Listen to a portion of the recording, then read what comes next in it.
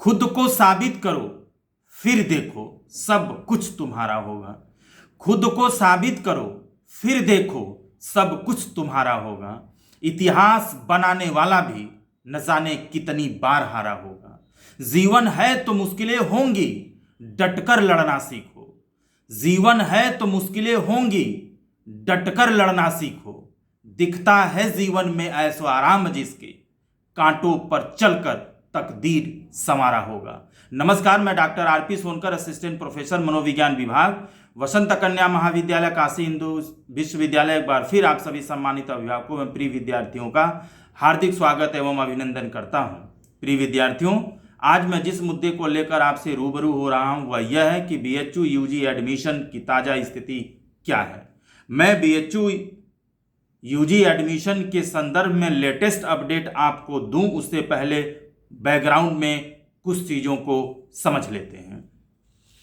इस बार UG admission के लिए कॉमन यूनिवर्सिटी एंट्रेंस टेस्ट लागू किया गया है और यह परीक्षा आप सभी लोग जानते हैं कराने की जिम्मेदारी एनटीए यानी नेशनल टेस्टिंग एजेंसी को दिया गया था। यूजीसी ने इसमें पूरे देश के लगभग 45 विश्वविद्यालयों को शामिल किया है। CUET का सबसे बड़ा फायदा विद्यार्थियों के लिए यह है कि उन्हें पूरे देश के 45 विश्वविद्यालयों में पढ़ने के लिए अलग अलग न तो फॉर्म भरने की झंझट है और ना ही अलग अलग एंट्रेंस निकालने की जरूरत है। आपको पाए गए एक ही एंट्रेंस के आधार पर पूरे विश्वविद्यालयों में एडमिशन की सुविधा प्रदान की गई है। इस तरह का यह पहला प्रयास है, क्योंकि इससे पहले इस तरह की परीक्षाओं का आयोजन कभी नहीं किया गया था। आप सभी जानते हैं कि इसका रिजल्ट बहुत पहले निकल चुका है और पिछले 20 सितंबर से लेकर के 3 अक्टूबर 2022 तक आपको रजिस्ट्रेशन करने और प्रेफरेंस भरने का अवसर दिया गया था। अब जल्दी से हम लोग कुछ इसके लेटेस्ट अपडेट्स पर बात करते हैं और साफ साफ समझते हैं। पिछले 3 अक्टूबर जो लास्ट डेट था उसको बढ़ाकर यानी 5 दिन बढ़ा करके अब 8 अक्टूबर 2022 तक कर दिया गया है। यानी आप 8 अक्टूबर 2022 तक अपना रजिस्ट्रेशन कर सकते हैं, जबकि 9 अक्टूबर तक आप अपने प्रेफरेंस को भर सकते हैं। यानी अगर आप 9 अक्टूबर को प्रेफरेंस भरना चाहें तो आप तभी भर सकते हैं जब 8 तारीख तक आपने अपना रजिस्ट्रेशन कंप्लीट किया है। ठीक है। एक महत्वपूर्ण चीज ये कि आप रजिस्ट्रेशन करने के 24 घंटे के बाद ही अपना प्रेफरेंस एंट्री आप भर पाएंगे।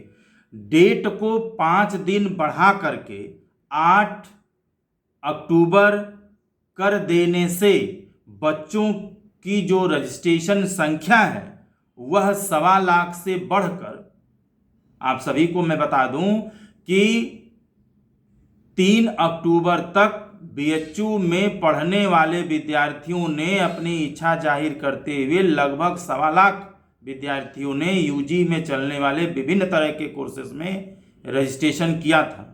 इसे बढ़ाकर 8 अक्टूबर तक कर देने से लगभग इनकी संख्या बढ़कर 1.25 लाख होने की संभावना है। आप बीएचयू एडमिशन से रिलेटेड कुछ और महत्वपूर्ण जानकारी और सही जानकारी चाहते हैं तो आप बीएचयू के ऑफिशियल वेबसाइट bhuonline.ac.in पर विजिट कर सकते हैं। किसी भी विश्वविद्यालय में एडमिशन होना या न होना 3 महत्वपूर्ण कारकों पर निर्भर करता है। पहली चीज ये कि आपका इंडेक्स कितना है। दूसरी महत्वपूर्ण चीज ये कि आप किस विश्वविद्यालय में पढ़ना चाहते हैं और तीसरी महत्वपूर्ण चीज ये कि आपने प्रेफरेंस में क्या भरा है, यानी कौन सा सब्जेक्ट कॉम्बिनेशन आपको चाहिए। ठीक है। इस बार सबकी काउंसलिंग ऑनलाइन ही होगी, यानी किसी भी कैंडिडेट को विश्वविद्यालय में जाकर ऑफलाइन काउंसलिंग कराने की आवश्यकता नहीं होगी। एक महत्वपूर्ण चीज ये भी कि आप किसी भी विश्वविद्यालय में यदि पढ़ना चाहते हैं तो यह आपके ऊपर निर्भर करता है कि आप विश्वविद्यालय और उससे एफिलिएटेड किन किन कॉलेजेस में आप पढ़ना चाहते हैं। आप जिन जिन कॉलेजेस में पढ़ना चाहते हैं सिर्फ उनका ही प्रेफरेंस आपको भरना है, जबकि इसके पहले ऐसा नहीं होता था, यानी सभी प्रेफरेंसेस को भरना अनिवार्य होता था। जैसे मान लीजिए अगर आपको बीएचयू सिर्फ मेन कैंपस और महिला महाविद्यालय में पढ़ना है तो आपको एफिलिएटेड कॉलेजेस का प्रेफरेंस भरने की आवश्यकता नहीं है। एक महत्वपूर्ण चीज ये कि आप जिस भी कॉलेज का प्रेफरेंस भरेंगे उस कॉलेज में उपलब्ध सभी प्रेफरेंसेस को भरना अनिवार्य होगा। ठीक है, एक बार सबमिट कर देने के बाद आप दोबारा भी इसे एडिट कर सकते हैं। उसके बावजूद भी चूंकि समय कम है इसलिए आप सभी तरह के इंफॉर्मेशंस को ध्यान दे करके और बिल्कुल सतर्क हो करके भरिए ताकि आपका टाइम बेकार न हो और बेवजह आपको परेशान न होना पड़े। इस बार अपग्रेडेशन का मौका बिल्कुल समाप्त कर दिया गया है, यानी वर्तमान समय में जिस कैंडिडेट का सब कुछ सही पाया जाएगा उसी का एडमिशन तुरंत किया जाएगा, वरना जस्ट उसके बाद वाले कैंडिडेट को मौका दे दिया जाएगा। ठीक है, बीए आर्ट्स और बीए सोशल साइंस के बच्चों को उनके इंडेक्स के आधार पर, यानी एक ही इंडेक्स के आधार पर आर्ट्स एंड सोशल साइंस दोनों में एडमिशन का मौका दिया जाएगा।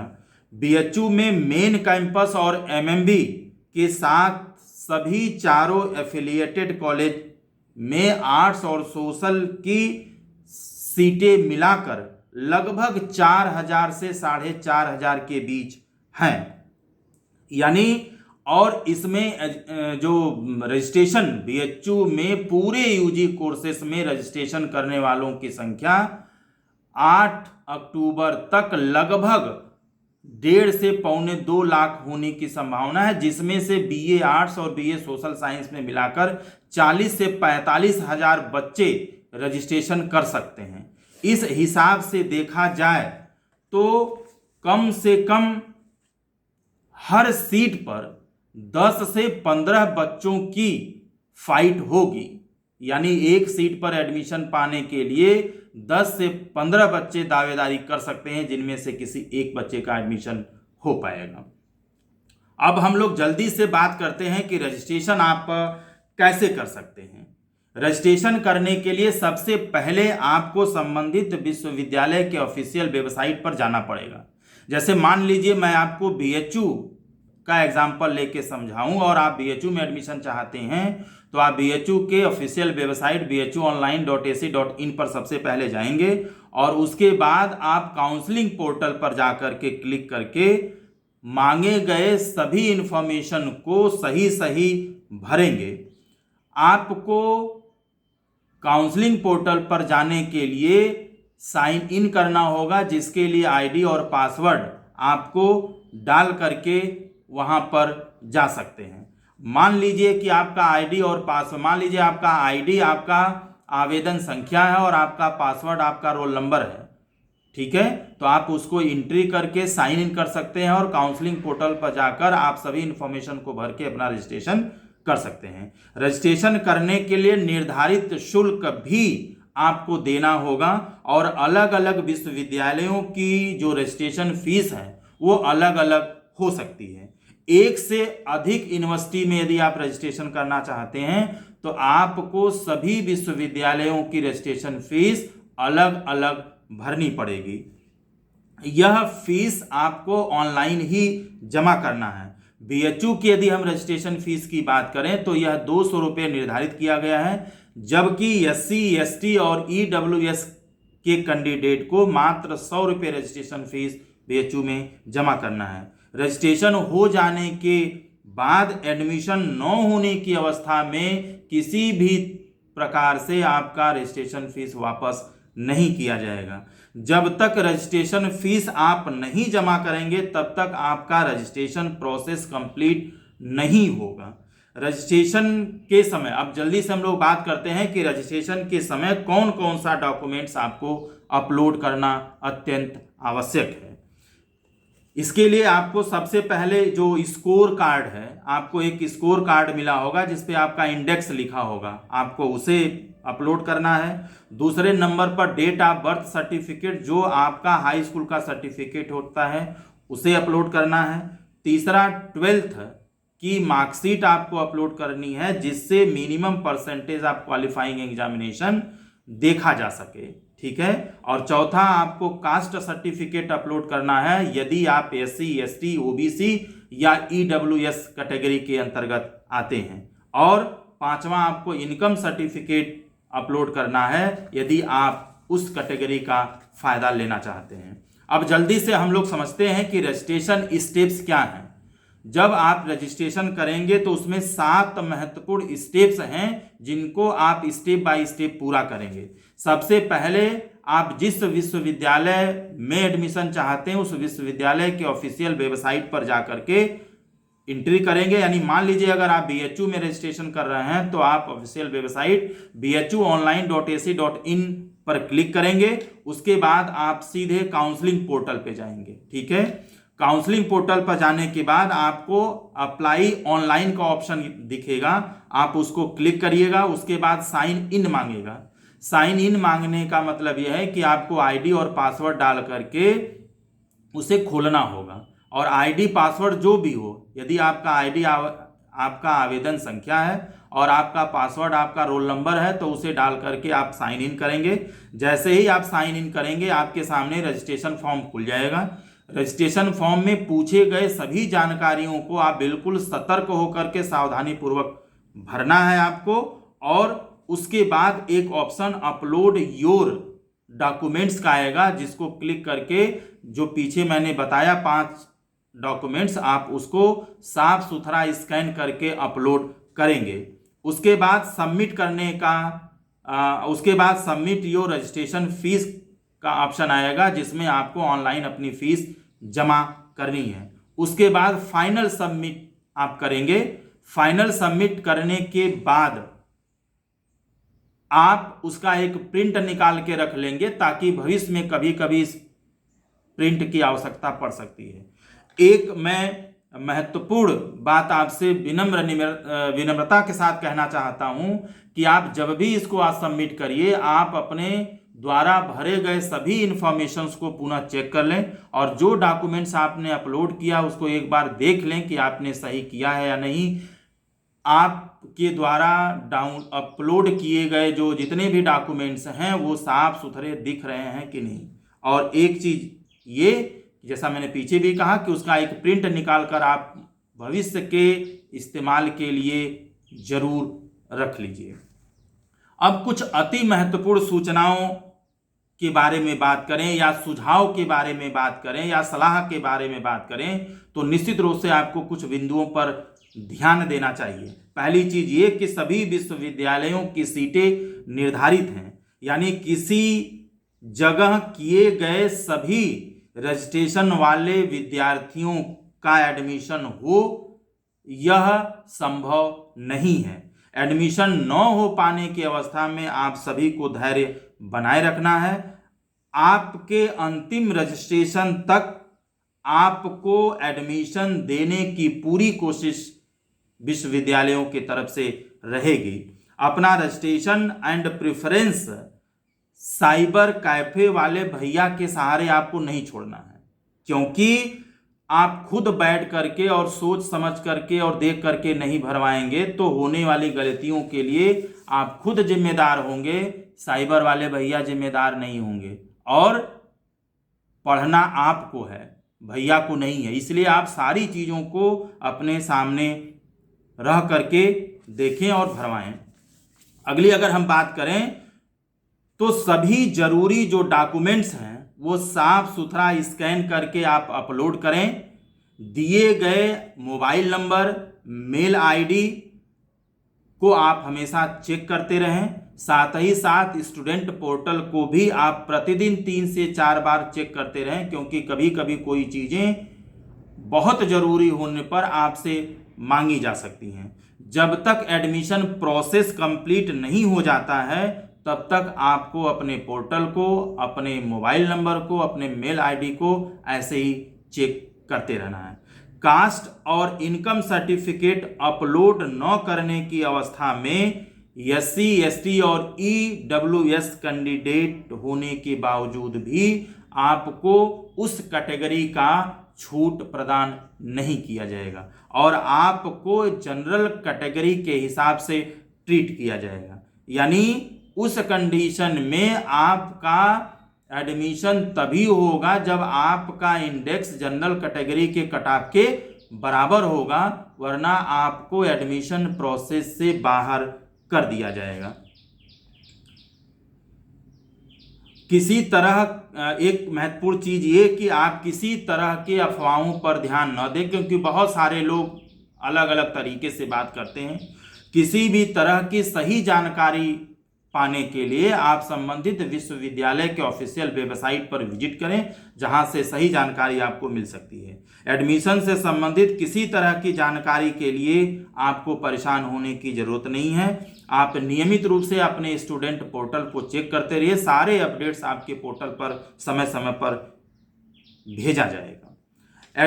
एक महत्वपूर्ण चीज ये कि किसी भी विद्यार्थी के एडमिशन कैंसिल होने के क्या कारण हो सकते हैं।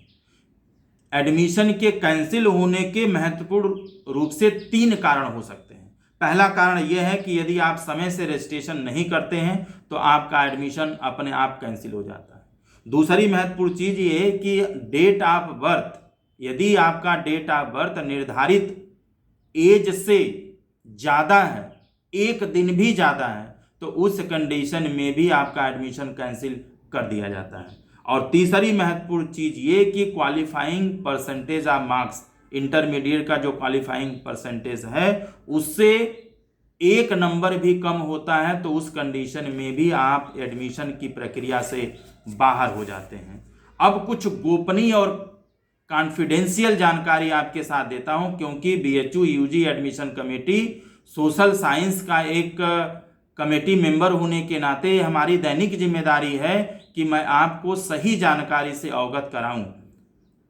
महत्वपूर्ण जानकारी ये है कि अगर आपने कोई भी किसी कारणवश कोई भी सर्टिफिकेट अपलोड नहीं किया है तो उस कंडीशन में आपको फ़ोन के द्वारा या व्हाट्सएप के द्वारा या मेल के द्वारा तुरंत वो सर्टिफिकेट भेजने का एक अंतिम मौका दिया जा सकता है।